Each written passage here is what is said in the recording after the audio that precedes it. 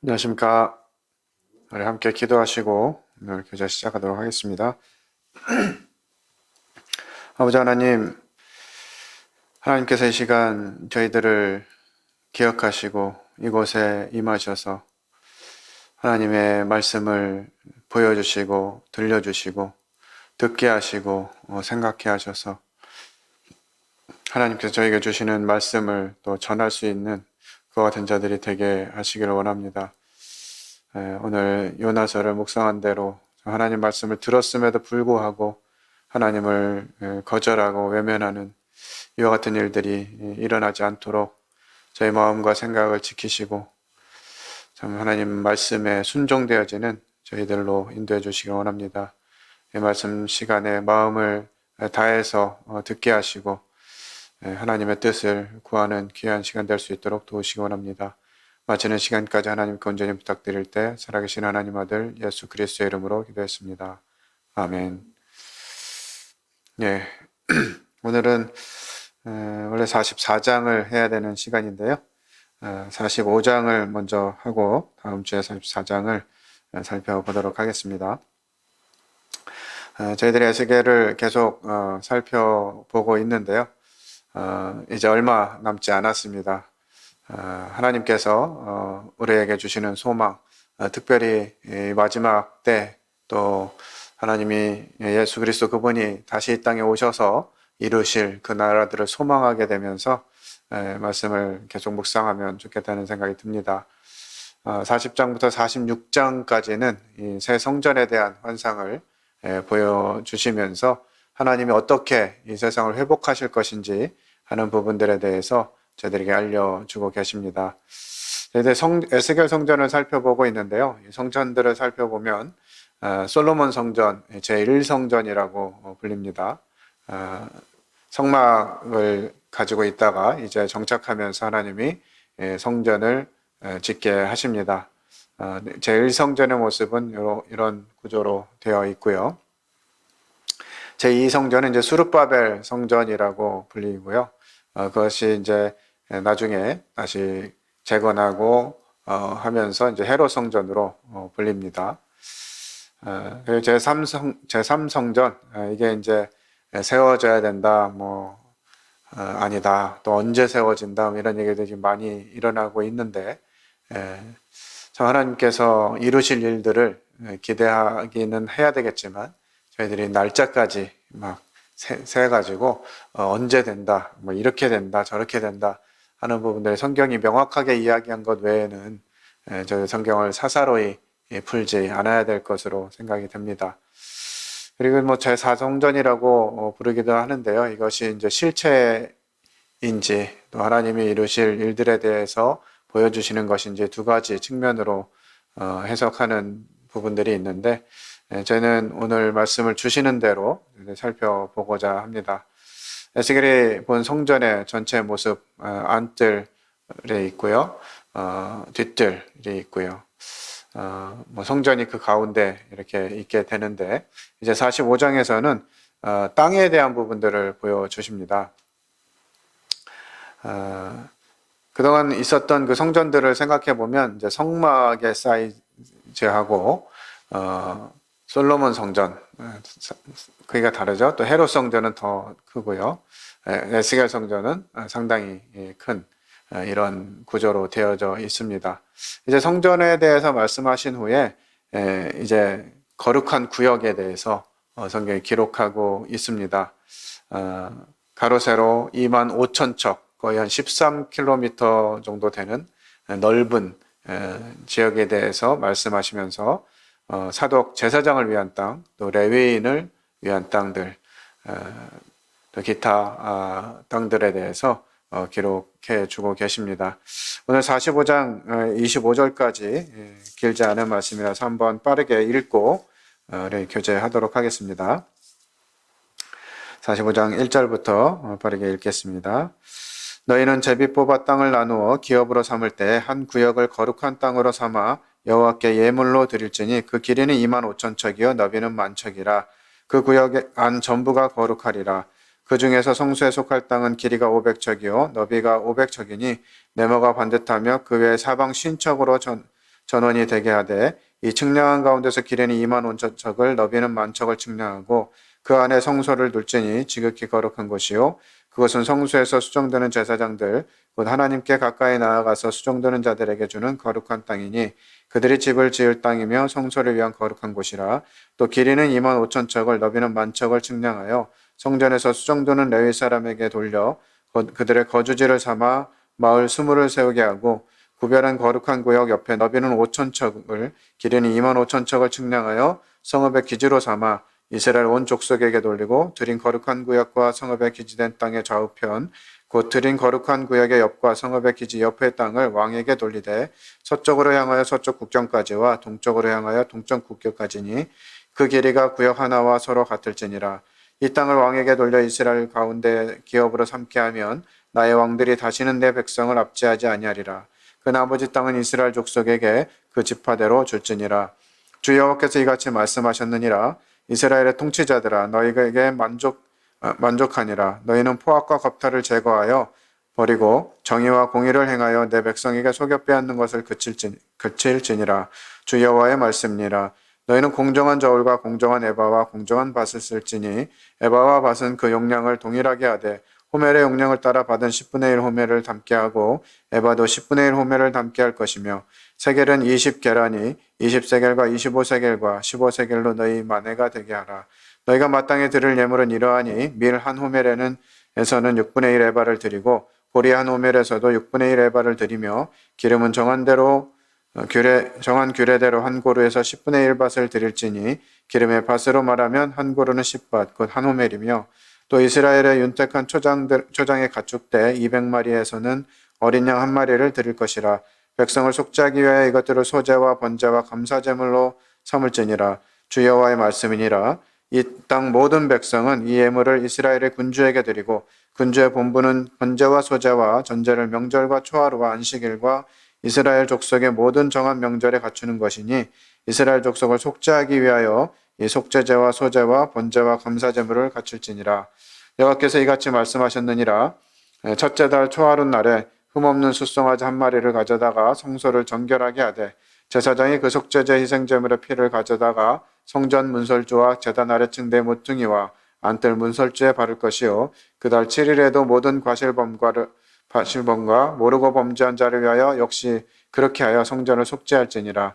첫째 달 연 나흘 날에는 유월절을 7일 동안 명절로 지키며 누룩 없는 떡을 먹을 것이라. 그날에 왕은 자기와 이 땅 모든 백성을 위하여 송아지 한 마리를 갖추어 속죄제를 드릴 것이요 또 명절 7일 동안에는 그가 나 여호와를 위하여 번제를 준비하되 곧 이래 동안에 매일 흠없는 숫송아지 7마리와 순양 7마리며 또 매일 순염소 한 마리를 갖추어 속죄제를 드릴 것이며 또 소제를 갖추되 숫송아지 한 마리에는 밀가루 한 에바요 순양 한 마리에도 한 에바며 밀가루 한 에바에는 기름 한 흰씩이며 일곱째 달 15째 날에 7일 동안 명절을 지켜 속죄제와 번제며 그 밀가루와 기름을 드릴지니라. 저희는 지금 이제 위드 코로나 시기를 앞두고 있습니다.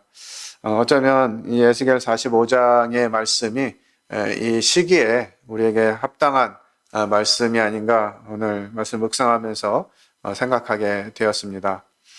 먼저 이 45장 1절부터 보면 땅을 나누는 것에 대해서 말씀하시는데 가장 먼저 하나님께 드릴 땅을 언급하고 있습니다. 구약의 이 안식일과 11조를 드리는 이와 같은 부분들에 있어서 그 예를 이렇게 보여주는 듯하게 느껴집니다. 1절 앞부분을 보면 너희는 제비 뽑아 땅을 나누어 기업을 삼을 때 이제 하나님께서 이 땅을 나누는 부분들을 말씀하시는데요. 하나님을 경외하고 이제 하나님께 돌아온 이런 그 사람들이 하나님을 섬기는 이와 같은 과정 가운데 제비를 뽑아 땅을 나누라고 말씀하십니다. 땅을 분배하는 것을 왜 제비 뽑아서 이렇게 할까요? 이때쯤만 해도 사람의 능력이나 지파의 능력대로 이렇게 할 수도 있고 여러 방법이 있을 수 있습니다만 하나님께서는 이 제비를 뽑아서 땅을 나누라 이렇게 말씀하십니다. 이것은 어떤 사람들의 능력이나 숫자나 이런 것들에 따르는 것이 아니라 하나님께서 정해 주시는 그와 같은 부분들을 따르고자 하는 부분들을 생각할 수 있습니다. 이 땅의 결정권뿐만 아니라 사실 땅은 하나님의 것이다라고 하는 선언을 이 말씀에서 우리는 살펴볼 수 있을 것 같습니다. 우리는 이 땅을 소유하는 이것이 이제 되게 관심사이기도 하죠. 땅을 좀 가지고 있는 사람들은 땅값이 오르기를 바라고, 땅이 없는 사람들은 땅값이 내리기를 이렇게 바라는 이와 같은 상황이 있는 것 같은데요. 저희가 하나님 나라, 특별히 하나님께서 저에게 주실 그런 기업들을 생각할 때 이 땅에 있는 부분들을 미루어 살피면서 하나님 나라에서 어떻게 우리의 삶을 추구해야 될 것인가 라고 하는 부분들을 생각해 보게 됩니다. 하나님께서 먼저 이 백성들을 위한 땅을 나누기 전에 이 거룩한 땅을 구별해서 드리라고 이렇게 말씀하시는데요. 이렇게 하시는 데는 우리의 삶의 우선순위가 세워져야 한다 하는 부분들을 생각나게 하십니다. 1절 뒷부분을 보면 한 구역을 거룩한 땅으로 삼아 여호와께 예물로 드리라고 이렇게 말씀하십니다. 우리의 삶의 첫 부분을, 첫째 것을 하나님께 드리는 이와 같은 예를 성경이 계속해서 보여주고 있습니다. 우리는 어떤 부분에 있든지 가장 우선순위에 하나님이 있어야 된다고 하는 것이죠. 하나님을 떠나고 예레미야 2장에서 말한 대로 내 백성이 두 가지 악을 행했다 하면서 생수에 근원된 하나님을 떠나게 되는, 떠나고 나서 그 자리에 이제 다른 것들을 채우는 것을 반복하게 되고요.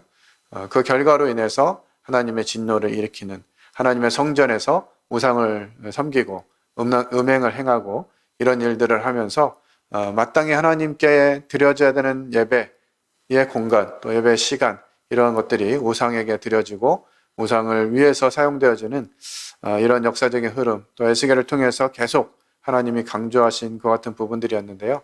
우리들의 삶에 있어서 이 우선순위를 다시 하나님께 드리는 이와 같은 태도가 저희들에게 필요하다고 보여집니다.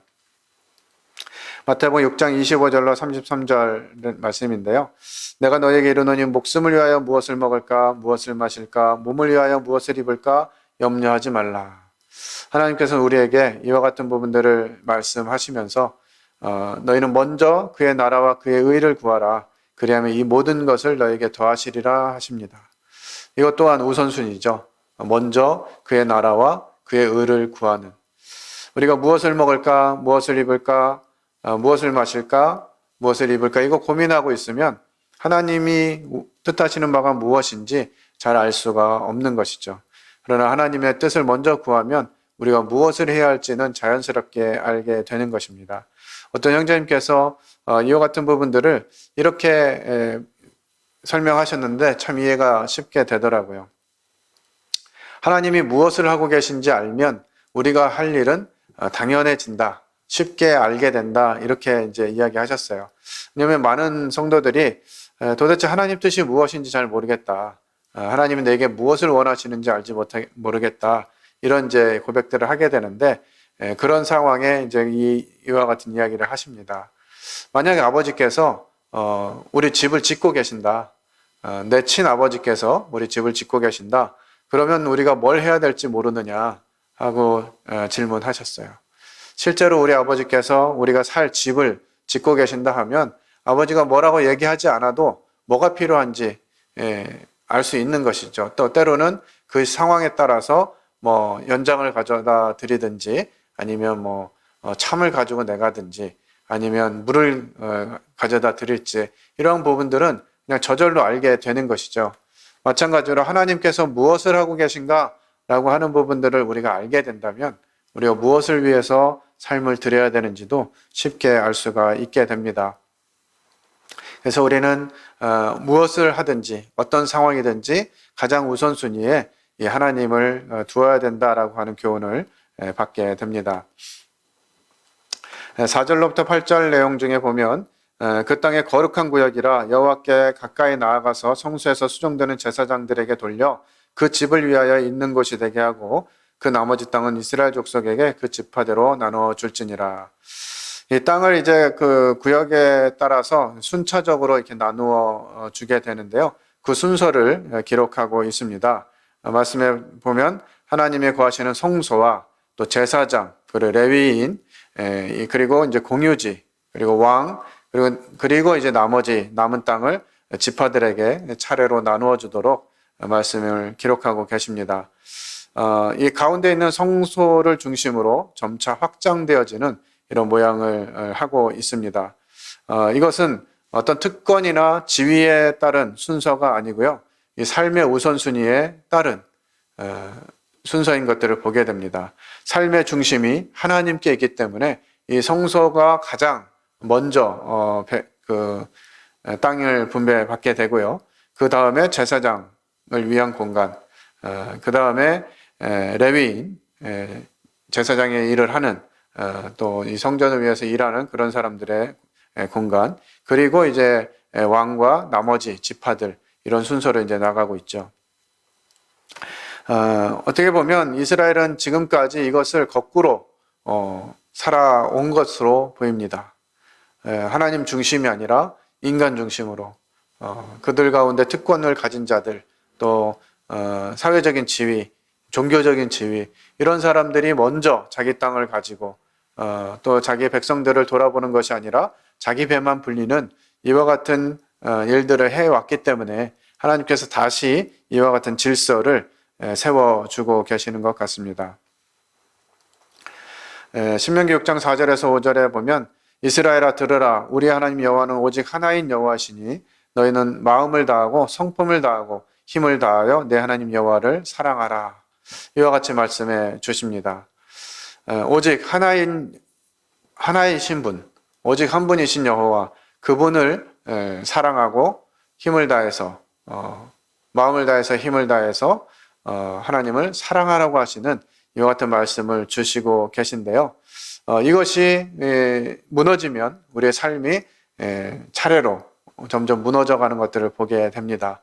하나님이 우리 중심 가운데 있는 것이 아니고 다른 것이 차지하게 되면 삶이 무너지게 되는 것이죠. 그래서 사단이 예수님이 이 땅에 오셔서 40일 금식하고 나서 예수님을 시험할 때 이와 같은 하나님이 아닌 다른 것을 섬기도록 유혹하는 상황들을 보게 되죠. 그때 주님이 주 너의 하나님을 경배하고 다만 그를 섬기라, 이렇게 이야기하십니다. 세상에 우리가 추구할 만한 것들, 괜찮아 보이고 매력적인 것들이 많이 있을 수 있지만 그것에 앞서서 하나님을 섬기고 그 하나님께서 주시는 것들, 하나님이 말씀하시는 것들을 통해서 살아가는 것이 우리의 마땅한 순서라고 생각이 됩니다. 47장 12절에 보면 강 좌우 가에는 각종 먹을 실과나무가 자라서 그 잎이 시들지 아니하며 실과가 끊치지 아니하고 달마다 새 실과를 맺으리니 그 물이 성소로 말미암아 나옴이라. 그 실과는 먹을 만하고 그 잎사귀는 약 재료가 되리라.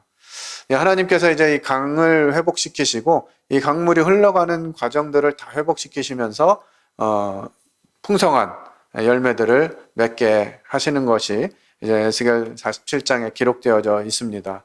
이것이 이제 우리 삶의 당연한 흐름이라는 것이죠. 하나님이 중심이 되시고 그 하나님이 베푸시는 은혜를 따라서 살아가게 될 때 거기서 얻게 되는 열매들을 누릴 수 있다라고 하는 것입니다. 이것이 먼저 될 때 하나님이 삶의 중심, 내 마음의 중심 가운데 있을 때 이 세상, 우리 주일날 배웠죠? 그리스도인의 세 가지 적, 사단과 이 세상, 이런 것들이 커 보이지 않게 될 것입니다. 하나님이 계시지 않으면 이 세상은 정말 힘든, 극복하기 힘든, 이겨내기 힘든 그런 곳인 것 같아요. 그러나 하나님이 우리 중심에 계실 때 그것을 거스를 수 있는 것이죠. 며칠 전에 출산한 한 자매가 이제 병원에서 이제 자연주의 출산이라고 이게 병원 분만실에서 하는 것이 아니라 자연석이 옛날에 우리 집에서 아이를 낳듯이 그렇게 유도해가지고 낳는 분만법이 있더라고요. 그렇게 해서 이제 아이를 낳았는데 아이를 낳자마자 이제 그 아이를 계속 데리고 있는 것이 아니라 낳기는 그렇게 낳는데 아이의 상태를 보고 뭐 점검하고 이러느라고 또 이제 부모 옆에서 엄마 옆에서 떨어뜨려 놓는 것이에요. 그리고 이제 거기서 3일 정도 있다가 산후조리원에 갔는데 이 산후조리원은 이제 엄마가 아이를 데리고 있을 수가 없죠. 그냥 따로 있으면서 수유 시간이나 이럴 때만 이제 함께 하도록 하는. 그러면서 점점 엄마와 아이의 관계가 정말 태어나서 가장 엄마가 필요한 시기라고 생각되어지는데 이것은 그냥 사회적인 제도로 분위기로 또 이 산후조리원이라는 시스템을 만들어 가지고 아이들을 부모로부터 떨어뜨려 놓는 이런 상황들을 이렇게 겪으면서 좀 마음이 안 좋고 답답하다 이런 얘기를 듣게 됐어요. 마찬가지로 우리 이 사회가 이 세상이 하나님을 마음에 두도록 쉽게 허락하지는 않죠. 그렇기 때문에 하나님이 우리 중심이 없으면 이 세상에 있는 것들이 너무 커 보이고 좋아 보이게 됩니다. 그러나 하나님이 우리 중심에 있다면 그것이 곧 예배죠. 하나님이 임재하시는, 하나님 나와 함께 하시는 그것들을 추구하게 될 때 이 세상이 그렇게 우리에게 큰 힘을 주지 못할 것이라고 믿게 됩니다. 그래서 우리의 삶의 우선순위가 먼저 하나님께 있어야 된다고 하는 것이죠. 성서로부터 백성들의 순서로 이 땅을 분배하는 과정들을 보면 이 에스겔 40장 10절의 말씀대로 성서로부터 계속해서 이것들이 공급되어지는, 그래서 하나님이 중심에 계시면 그것들이 우리의 삶 가운데 공급되어져서 이 생명력을 나타낼 수 있는 이와 같은 모습들을 보게 됩니다. 그래서 성경은 여러 곳에서 이 외적인 것보다 안에 있는 것들을 지키라고 많이 말씀해주고 계세요. 잠언 4장 23절에도 무릇 지킬 만한 것보다 더욱 네 마음을 지키라. 생명의 근원이 이에서 남이니라. 이렇게 말씀하고 있습니다. 모든 삶은, 모든 생명은 하나님으로부터 나오는 것이죠. 그래서 우리가 살아가는 이 시간들을 하나님으로부터 시작해서 삶이 이루어지는 그와 같은 과정들로 우리가 인식하면 좋겠다는 생각이 듭니다. 하나님이 우리를 그렇게 인도하시겠다고 약속하셨고 우리를 지키시겠다고 약속하셨기 때문에 그 하나님 의지하면 우리가 세상을 살아가는 일이 더욱 담대함을 가지게 될 것입니다. 이제 9절로부터 12절에는 이제 성소로부터 되어진 이후에 치리자들에 대한 부분들 나옵니다. 이스라엘의 치리자들아 너희에게 족하니라. 너희는 강포와 겁탈을 제하여버리고 공평과 공의를 행하여 내 백성에게 토색함을 그칠지니라. 참 하나님께서 이 위정자들을 세우시고 그들에게 이 통치권을 위임하셔서 하나님의 백성들을 다스리도록 또 그들을 돌보도록 하나님이 그렇게 허락하셨는데 오히려 그 권력을, 그 힘을 가지고 백성들을 돕고 돌아보는 것이 아니라 백성들을 억압하고 그들을 힘들게 하면서 자기들의 배를 채우는 이와 같은 상황들이 있었었죠. 그러나 하나님께서 이제는 그와 같은 일들을 막으시겠다고 그러기 위해서 공평과 공의를 행하라고 이렇게 말씀하십니다.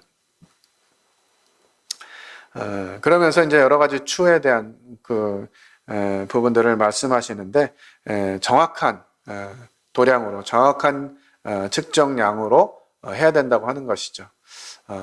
때로는 기준을 바꾸고 때로는 모양도 바꾸고 눈속임하고 이런 것을 통해서 이익을 추구하는 이와 같은 부분들을 이렇게 말씀하시면서 이제 왕의 본분이 무엇인지를 말씀해 주고 계십니다.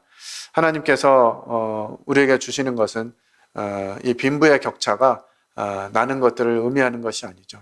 사도행전에서도 보면 가진 자들이 자기 집을 팔고 땅을 팔고 해서 사도들 앞에 두었을 때 가난한 자들을 돕고 그래서 하나님이 평경케 하시는 이와 같은 원리들을 보게 됩니다. 하나님이 우리에게 물질을 주시거나 또 기타 다른 부분들을 더 많이 부여하셨다면 그것을 나를 위해서 사용하는 것이 아니라 하나님이 기뻐하시는 또 하나님의 교회를 위해서 사용하는 것이 마땅하다고 생각이 됩니다. 13절에서 17절에도 보면 이 왕과 백성의 책무에 대해서 계속 이야기하고 있는데요. 이 땅 모든 백성은 이 예물로 이스라엘 왕에게 드리고 왕은 본분대로 번제와 소제와 전제와 절기와 월삭과 안식일과 이스라엘 족속의 모든 정한 절기에 드려라 이렇게 말씀하고 계십니다. 유대인의 절기를 보면 유교절과 무교절, 그리고 오순절, 나팔절, 속죄일, 그리고 초막절 이렇게 이어지고 있습니다. 유대력은 1월부터 2월, 3월 이렇게 되어 있는데요. 하나님께서 이제 이스라엘 유대인들에게 유대력을 다시 주시죠. 그래서 이 니산월을 1월로 그때 첫 달로 생각하면서 6월절 를 지키라 이렇게 말씀하시는데요. 그런 과정들을 기록하고 있습니다. 18절에서 20절에 보면 정월 초하룻 날에 흠없는 숙성화제 하나를 취하여 성소를 정결케 하되 모든 그릇한 범죄한 자와 부주중 범죄한 자들 위하여 역시 그렇게 하여 속죄할지니라. 이제 하나님께서 다시 정월 초하룻 날 이 6월절에 예식을 말씀하시고요. 그것들을 통해서 이제 하나님의 백성들이 마땅히 행해야 될 일들을 말씀해 주고 계십니다. 이스라엘 사람들의 제사, 이것들 하나님은 제발 좀 가져오지 마라. 너희들 제사가 보고 싶지 않다, 받고 싶지 않다 이렇게 말씀하실 정도로 아주 그냥 불량한 제사를 드렸던 것이죠. 점 있고 흠 있고 문제 있는 저는 이런 제물들을 드리고 좋은 것들은 자기들이 취하는 이런 제사들을 드리는 참 이 제사가 망가진 이런 어떤 모습들도 이스라엘 백성들을 통해서 보게 되었는데요. 이제 하나님이 다시 이와 같은 제사들을 세우게 하십니다. 먼저는 우리가 하나님 앞에 나와서 우리를 하나님이 어떻게 사랑하셨는지 또 우리 죄가 어떻게 사해졌는지 하는 부분들을 주목할 필요가 있습니다. 정말 돌이킬 수 없는 죄에 대한 용서죠. 하나님의 율법을 범한 죄로 드리는 다른 사람들과의 관계나 재물의 문제나 이런 부분들에 있어서 범죄가 되면 배상하고 이렇게 했지만 이 하나님께 드려지는 이 죄에 대한 이것은 이제 배상이 불가한 이와 같은 영역입니다. 하나님이 전적으로 은혜를 베푸시는 이와 같은 모습들을 볼 수가 있죠. 그래서 우리가 회복하기 위해서 가장 먼저 필요한 것은 다시 십자가 밑으로 나아가는 것인 것 같습니다. 하나님이 나를 얼마나 사랑하셨는지, 나를 위해서 치르신 그 희생이 얼마나 고귀하고 은혜로운 것인지 이것들을 생각할 때 우리가 더욱 하나님께 나아갈 수가 있을 것입니다. 최근에 저희가 주보를 통해서 저희 군포번영로교회 정규 집회 영광이 회복될 수 있도록 기도 제목을 계속 나가고 있는데요. 이와 같은 부분들이 다시 회복되어지는 것이 필요한 것 같습니다.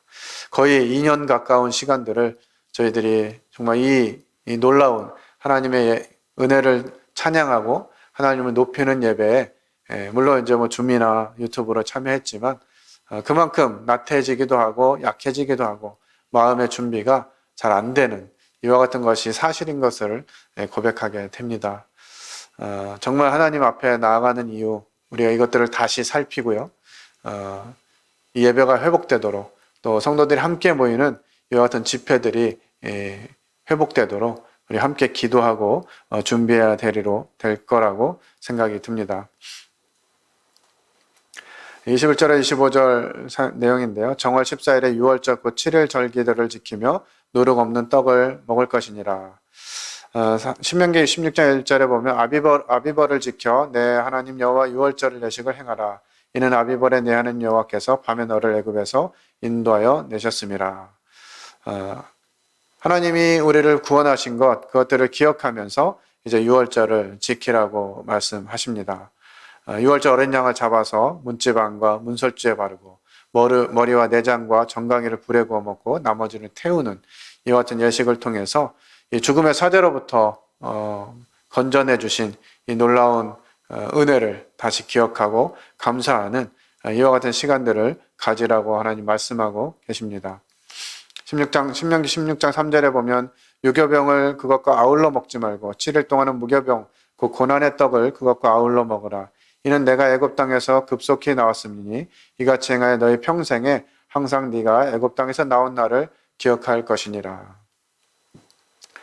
에베소서 2장에서도 너희가 전에는 이렇게 말씀하시면서 하나님 알기 전에, 은혜를 입기 전에 모습이 어땠는지를 기억하라고 말씀하고 있습니다. 우리가 예수 그리스도 그분을 통해서 은혜로 구원을 받았기 때문에 예전과 같이 살면 안 되는데 그것을 자꾸 잃어버리는 거죠. 이제 생명을 얻었으니까, 나는 천국 가니까, 이런 확신으로 인해서 다른 것들에 대한 관심이 없고 그냥 예전의 그 모습으로 다시 돌아가서 이 세상 풍조를 따르는 이 세대의 모습들, 이 세상이 추구하고 원하는, 요구하는 이와 같은 것들을 위해서 살게 되는 것이죠. 그것들을 생각할 때 우리는 다시 이제 하나님께서 우리를 구원하시고 우리를 부르신, 우리가 어떤 곳에서 불러냄을 받았는지, 어떠한 죄악의 상황에서 하나님 우리를 건져주셨는지를 기억하고 다시 하나님께 나올 필요가 있다고 생각이 듭니다. 누가복음 12장 1절 말씀 보면 그동안 무리 수만 명이 모여 서로 밟힐 만큼 되었더니 예수께서 먼저 제자들에게 말씀하여 가라사대 바리새인들의 누룩 곧 외식을 주의하라. 이 무교병을 먹는 동안에 이것은 이제 외식을 주의하라는 말씀으로 적용할 수가 있습니다. 겉으로만 매주 우리가 예배를 드리기 때문에 매주 그것을 행하는 것으로 인해서 만족히 여기고 할 바를 다 했다, 이렇게 생각하는 경우들이 많아지는 것 같아요. 참 예전에 이 모임의 정체성, 그러면 이 만찬과 예배, 또 침례, 이런 부분들로 자신 있게 이야기할 수 있었고요. 그것의 의미가 우리에게 어떤 무게를 주는지 참 잘 이해하고 또 순종했던 것 같습니다. 그러나 지금은 우리가 매주 만찬을 드리고 주님이 말씀하신 침례에 순종하고 머리에 너울을 쓰고 이것 하고 있으니까 우리가 하나님께 잘 하고 있는 것이다, 이렇게 이야기하기에는 너무 부끄러운 것이죠. 너무 기본적인 부분들을 하고 있으면서 그것 또한 그 의미를 깊이 새기지 않고 너무 익숙해지고 반복적이 돼서 그냥 습관처럼 그렇게 하고 있는 것은 아닌지. 예전에 저희 경서이가 4살, 한 5살 요때 됐었던 것 같은데요. 글을 막 배우기 시작하고 조금 더 나이가 들었을 것 같으네요. 6살, 7살 정도 됐을 것 같은데요. 글자를 쓸 줄 알았었는데 어릴 때 예배를 이렇게 가르치려니까 너무 힘들잖아요. 어린아이가 1시간 이상 이렇게 가만히 앉아가지고 기다리려니까 너무 힘들죠. 그래서 제가 예배를 좀 기록해 보라 그랬어요. 누가 기도하고 누가 찬송 몇 장 하고 누가 말씀 어디를 보는지 이거를 기록해 봐라, 이렇게 해가지고 이제 예배를 기록하게 했는데 한 4주 정도 기록한 걸 딱 보니까요, 제가 너무 충격에 빠졌었어요. 처음 시작하시는 분 정해져 있고요. 찬송도 같은 찬송만 선택해요. 그리고 마지막 떡과 잔에 참여하는 분 정해져 있고 마지막 기도하는 분이 정해져 있더라고요. 사람이 많지도 않은데도 그것이 익숙해져 가지고 심지어는 감사의 내용까지도 매주 같은 감사를 하는 거예요. 정말 하나님이 우리 삶 가운데서 어떤 일을 행하셨는지, 이번 한 주간 하나님이 나와 어떻게 동행하셨는지 그것들을 고백하면서 감격하고 감동하고 그런 예배 시간이 돼야 되는데 우리 삶에 하나님 경험한 것이 없으니까 그냥 성경에 있는 내용 몇 줄 읽고 그냥 감사하고 그것이 반복되는 것이죠. 과연 이와 같은 예배를 하나님이 기뻐하실 것인가? 우리가 정말 하나님이 기뻐하시는 예배를 드리고 있는가 하는 부분들을 돌아보게 됩니다.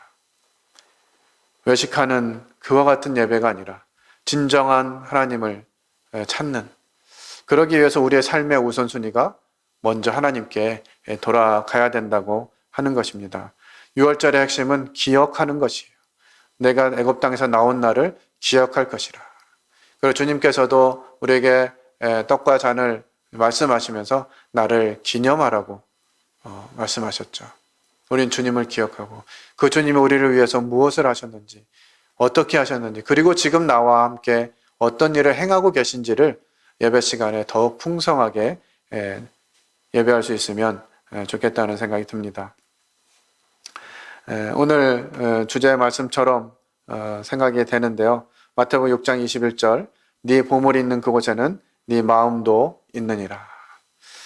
정말 우리 마음 가운데 무엇이 있는지에 따라서 우리가 마음을 어디에 두고 있는지가 보여지게 될 것입니다.